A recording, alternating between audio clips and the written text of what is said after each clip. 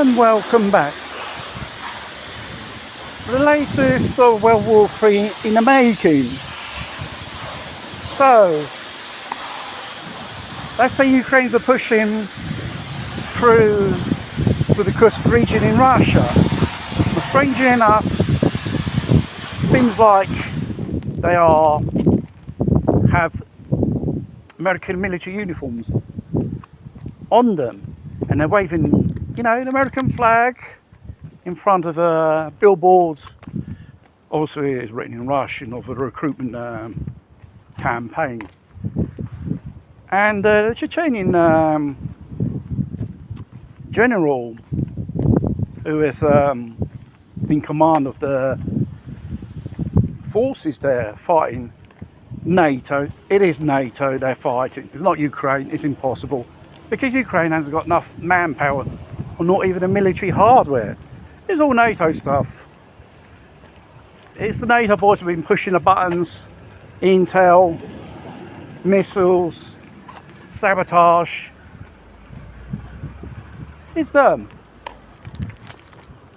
And then admitting there's NATO soldiers in special forces of NATO in Ukraine, and now in that region of Russia now.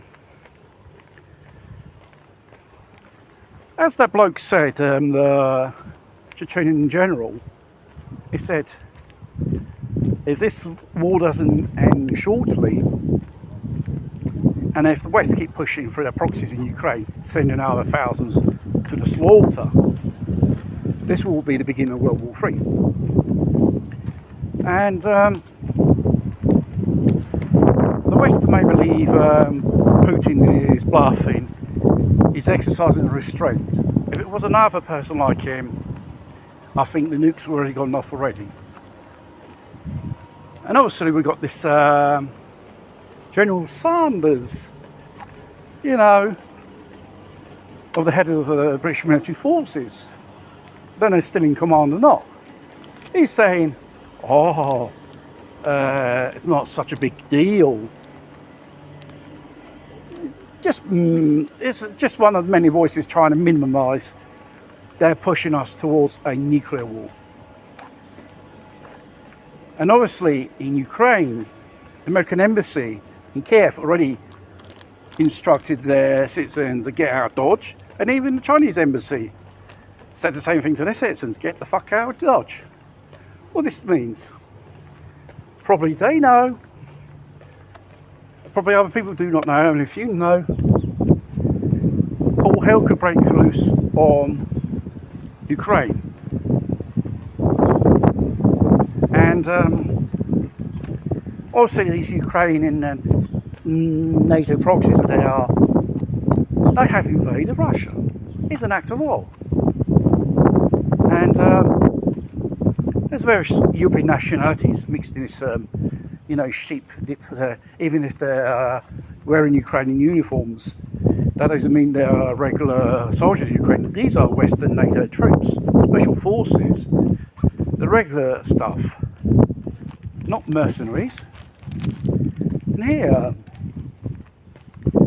they're not telling us how delicate and how serious the situation is, because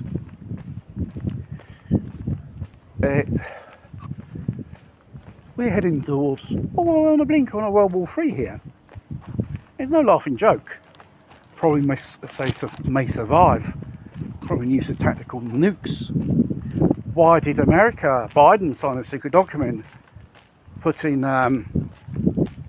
even China and other BRICS countries to re-elaborate their nuclear doctrine?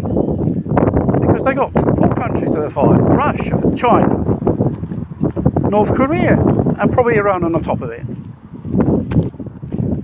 And mind you, America's no more the number 1 nuclear power in the world. The Russians are. Then you've got the Chinese. God, how many nukes they got? They probably are waiting for the right moment when all of them are just join in and beat the bloody crap out of the West. And I think the West will only be sorry afterwards when this happens. It's a question of time. And probably, if there's anyone around who's going to write history, how stupid our Western politicians were. They only exist for football. Because it's a symptom of the desperate empire which is dying. Dollars going tits up, American economy and American society is divided more than ever. And there's a risk with these elections in the pipeline of so-called civil unrest. Because they want civil unrest in America, because they can exercise restraint on citizens' rights of liberty and expression, as we've seen in the United Kingdom with the new Data Safety Act online, blah blah blah. If you say something which is fake, they can bang you up now. So we're heading towards a Western society of Orwell 1984. And it's very interesting how throughout the decades we have come to this point. That will be for another video.